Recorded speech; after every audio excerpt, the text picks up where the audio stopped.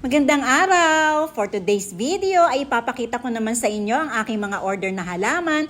Ito po ay galing sa probinsya ng Pangasinan.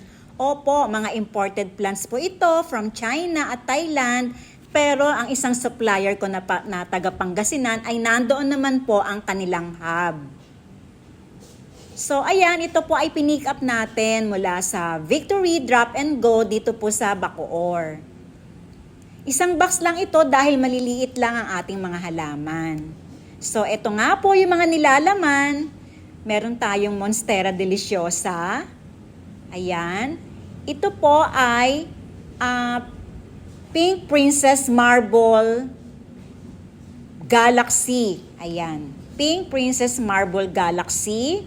So, meron tayo dito from China na Red Aglonema.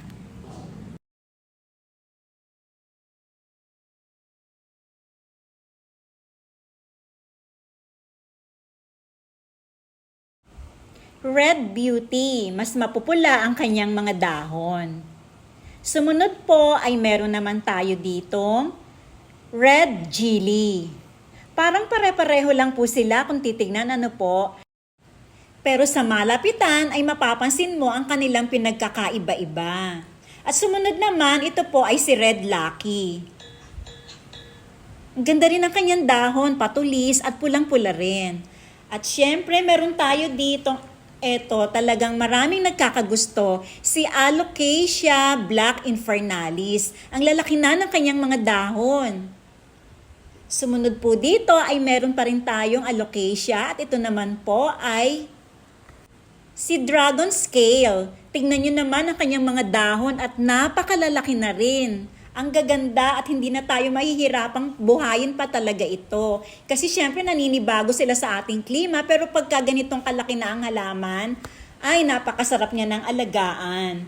At syempre, ito naman ang ating Monstera Deliciosa. Maliit lang ang kanyang sizes pero mga matured form na rin sila.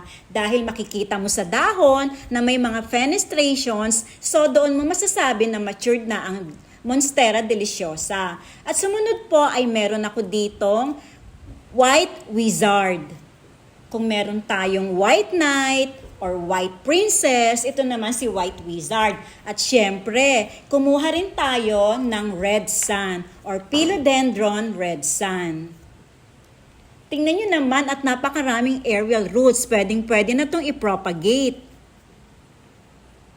Nagkakagulo na ang kanyang aerial roots. Oh, ang haba na. Tingnan niyo po ito si Black Infernalis. Sabi ko nga sa inyo, napakagaganda ng kanyang dahon. Ang lalaki at makikinis.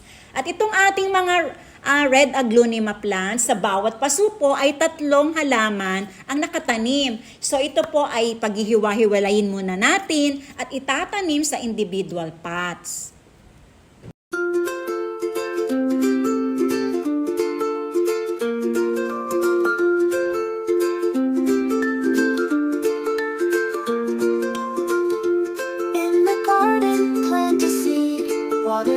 It grows with speed. Flowers, veggies, trees so tall. Plants are friends, we love them all. Plant a garden, watch it grow. Nature's gifts from high to low. Caring for the earth we love. With help from the sky above.